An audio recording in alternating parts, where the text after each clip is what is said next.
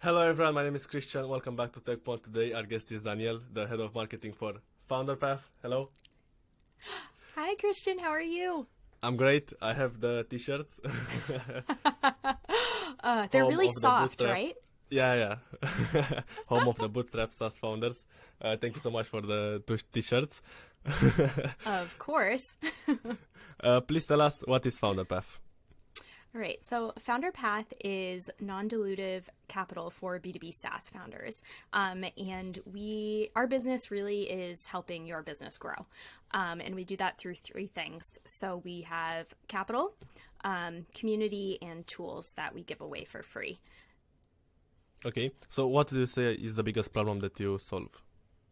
We solve financing and capital for B2B SaaS founders. So traditionally, let's go back, 10 or so years. If you had a SaaS company and you wanted to raise some money to grow, you didn't have a ton of options. It was either, go raise a big round with VCs, give away 20, 30% in the first round. Maybe you were lucky enough to have, a friends and family round that you could raise, but then, you're kind of indebted to them for a bit, which some founders have found uncomfortable.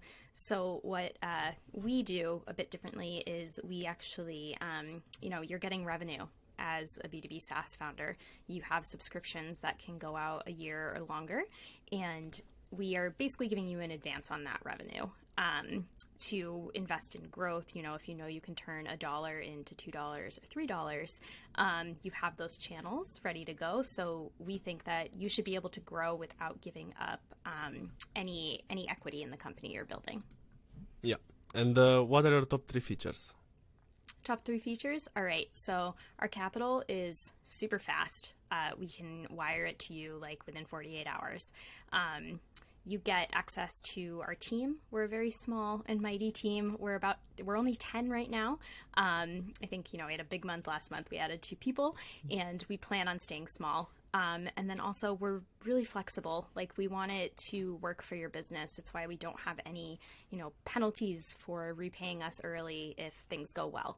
And we also have flexible terms and discount rates. So depending on what's important to you, is it, maintaining cash flow, having a lower monthly payment over time, or is it really, that interest rate and you needed like a bridge loan or something? So we really work with you to get what's best for your business as well. Super. And what is the pricing for Founderpath? It depends. Our tools we give away for free, mostly. Okay. We do have some paid subscriptions there.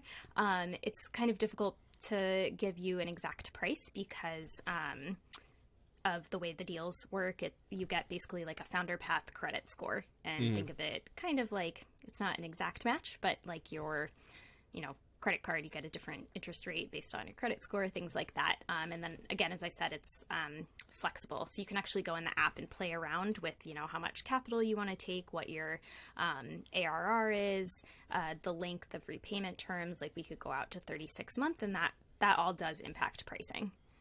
And can you share with us some of your integrations?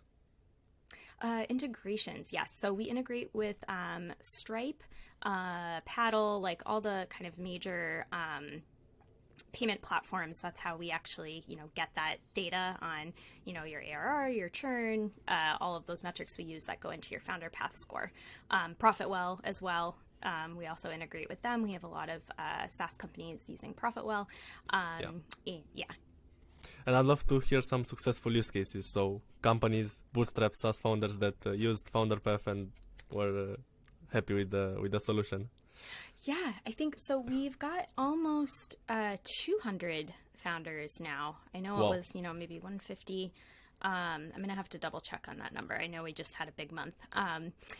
Yeah, there's actually, I think you were at our booth maybe when, Jamie from CyberSmart, he's, amazing guy. If you haven't come across him before, he actually, came up to us. He's a customer, and they have taken some capital from Founderpath, and he was like, I don't know what we would have done without you. And he's, not entirely bootstrapped. They have a small amount of VC, and we're finding, especially with the markets the way that they are, a lot of founders are leveraging both types of capital, both, venture capital and debt in different ways to grow. So he's definitely, someone that has benefited from taking capital from Founderpath. And the stories really are kind of countless, right? It's these, like Nathan calls them kind of like the silent majority of all of these businesses that, maybe aren't that appealing to VC, and they really shouldn't be, because their goals are to be profitable, not to make investors, millions of dollars. Bridget Harris from You Can Book Me is someone who talks about this. The founder business model is different from the VC business model, and you think that you're making money the same way, but it's really not the case.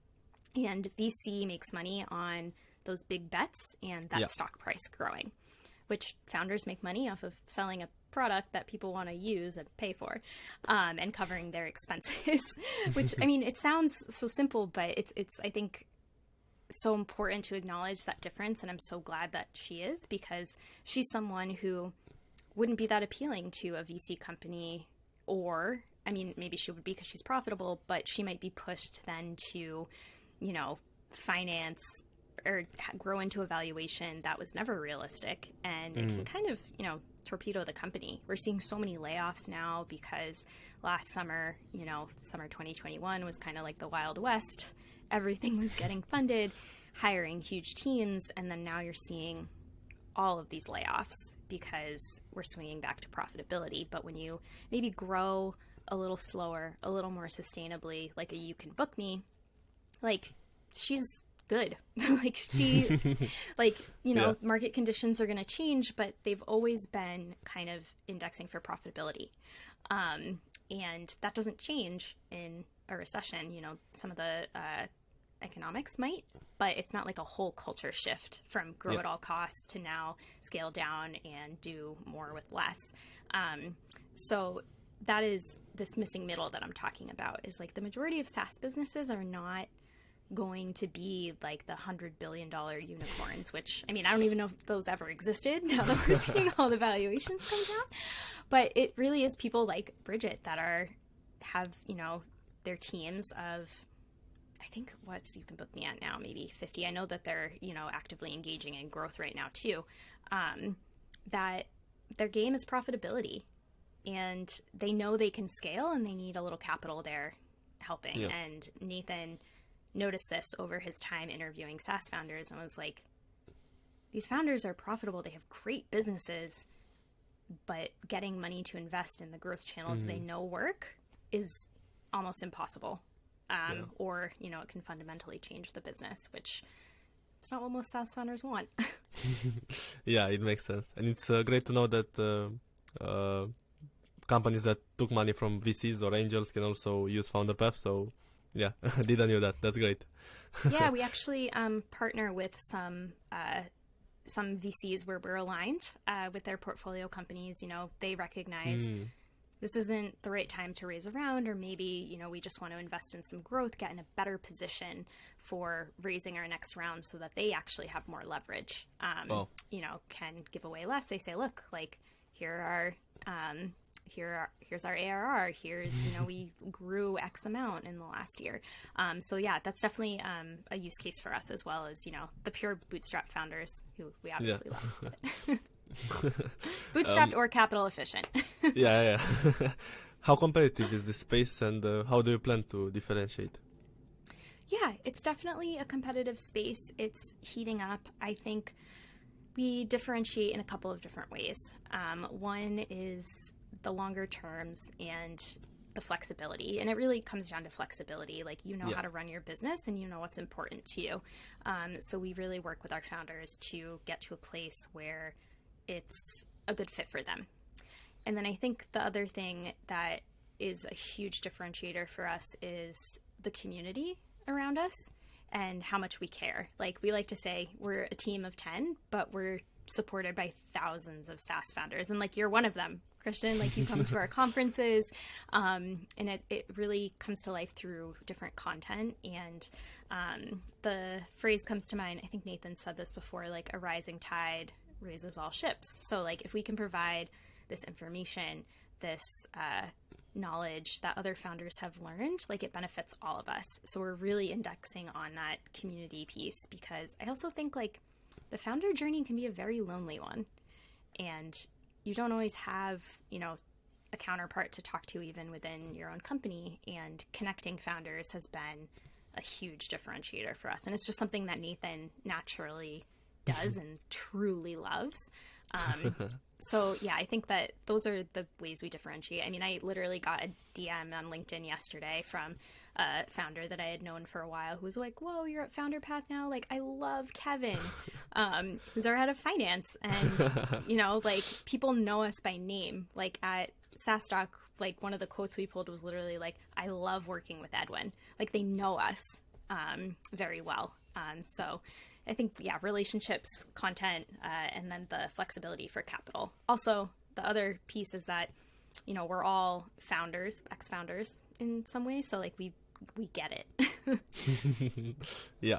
And that was the next topic that we wanted to talk about SaaStock and about events. How was the event? You were the biggest sponsor, right? Yeah, I think us and ProfitWell/Paddle. Yeah. So Yeah. How was it for you? It was amazing. Like getting to meet so many founders in person, like meet people I've talked to, you know, on LinkedIn or Twitter, like you. That was amazing. I think I touched on this point before with Jamie from CyberSmart, him just coming up and being like, "I don't know what we would have done without you." Another customer came up and was like, and I think I posted this on LinkedIn, and he said like, "No, like genuinely what you guys are doing is changing lives." And I know that like it sounds a little cheesy, but that's why we get up every day, right? Like we're helping people build their businesses, which impact people's lives. And that was the coolest part for me, I think. Also like seeing everyone wearing the Founderpath t-shirts on day 2. The how scene. much Yeah, exactly. The bootstrapped, Yeah, the bootstrapped SaaS founders. And like even seeing pictures of people taking them home for like their kids and stuff, because I was I saw that. Lovely. bullying people into taking t-shirts. And you I also loved had the conference. You also had the USB sticks, which really stand out. Oh my god, limited edition. Yeah, so with a lot of value. we do a different one for each conference that has a different mix of documents on it. So the one from Founder500 back in September, September, that's when we were there, was different from this one. And we'll have a different one coming up in March at our event in New York.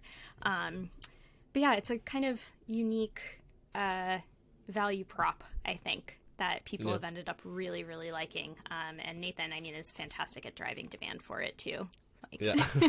And what conferences do you own? Did you just buy SaaSopen, right? And you also had the Founder500, right? Yep, those are our 2 owned conferences. So Founder500 is in Austin in September every year. And that's definitely more founder heavy. It is more of our user conference.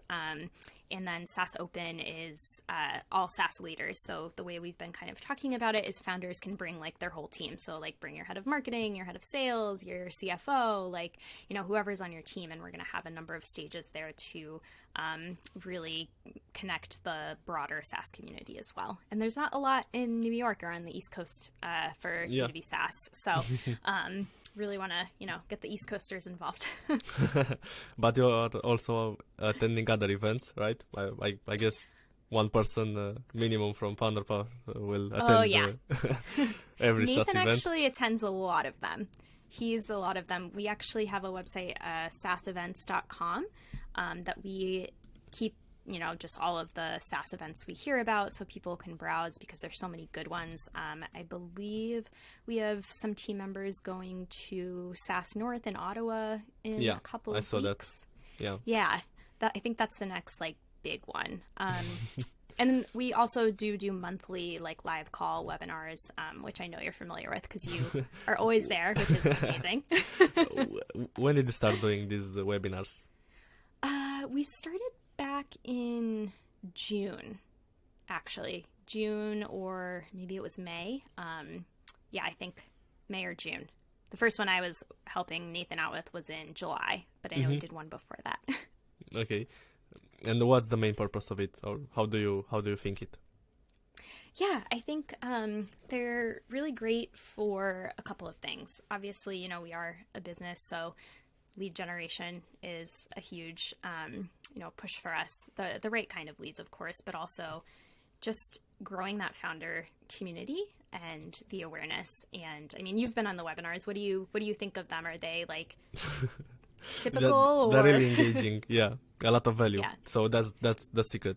But it's not secret. So you need to provide value first, and people will join the next one and will give you the email address with ease and happily. Exactly.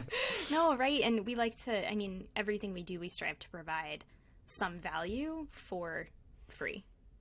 So anyone can join those calls.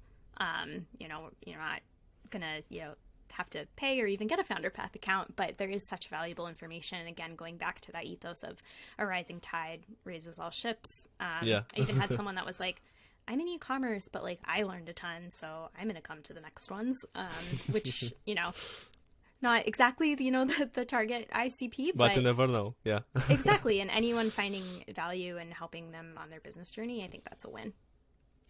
Okay. Do you have any piece of advice for people attending conferences or events? Ooh, that is a very good question. I think for me, it really is about the conversations that you have in meeting people face to face and maybe stepping out of your comfort zone a little bit, where like I'm a very introverted person, but on conferences I kind of put on like a different hat where I'm like, all right, like I'm here to talk to people, and that's what it's about. Exactly. Yeah. And I want to talk a bit more about GetLatka. So can you please tell us what is GetLatka?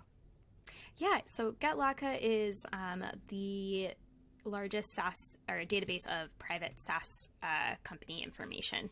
So we have a database of, I believe it's like 30,000. 30,000, yeah. Yeah, I think. I know. I'm like, Nathan just keeps adding them. So I'm like a little rusty on the numbers. But we provide information from the podcast that he has. So we think of it as like an audio database. Where all of the information is direct from the founders' mouths. So, they, in the interview, give us their revenue numbers, CAC numbers, churn numbers, things like that. We put them into a database that then you can go and browse. We have a lot of investors that use it.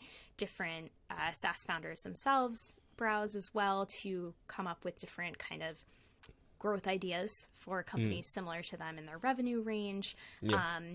And we also do have a blog there kind of covering those lessons, and the quarterly magazine as well, which is usually, a big list, and then articles kind of diving a little bit deeper into founder stories and, really great kind of growth-based bootstrap founders. Yeah, I have the magazine right here. I want to show it. Oh my God. I got lucky and I found it in one of the... Yes, awesome. I love seeing it live. It's so cool. Yeah, and you're also on the second page. Yeah. Yeah, this was my first issue as editor-in-chief. So let me know what you think. Yeah, so let's get into that. How did you join Founderpath? What is the story? Yeah, so I was a consultant for about a year and a half. I had my own little consulting business doing content strategy and kind of serving as like a fractional head of marketing CMO. Nathan had reached out in, I believe it was March of last year, actually to start working with him on GetLatka. And because I had previously worked at Profitwell before kind of going out on my own. Worked with Patrick very directly. He's, still a great friend.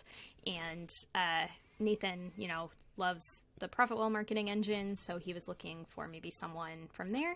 And we just had a really great conversation and decided okay, let's see what this could look like. And I helped him out with writing some of the weekly newsletters and then taking on the magazine. And then, slowly he was like, I'm just going to start giving you more stuff. Let me know what you think about it. And then slowly more Founderpath things started creeping onto my plate. And then I think, it was after actually the conference in Austin. I made a promise to myself when I went out on my own. I was like, I'll go in-house again if it's something I really believe in. It's a really great team, and, I just have a really good feeling about it. It has to be really good. And this was that, like, it checked every single box and then some. Like, the team is fantastic. And so, Nathan and I then were like, all right, let's do this. So Lovely story. Wow. Yeah. And can you share with us what you did before that? So starting with your career, or?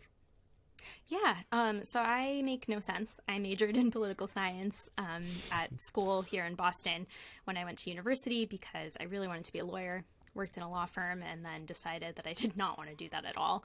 And then after graduating, worked in finance for about 5 years, but I was I was a little creatively bored on the side. I mean, I love a good Excel spreadsheet and model, but some of the more creative side was something I was looking for. So I actually learned, photography and different kind of social media strategies and grew a blog and Instagram about brunch and food blogging and travel here in Boston, and leveraged that to get to my first kind of marketing content job.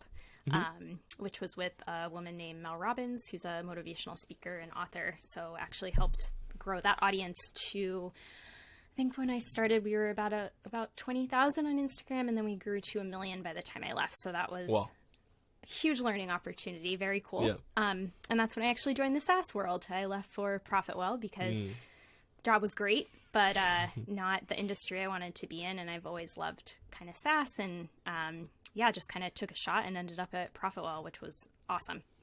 Wow.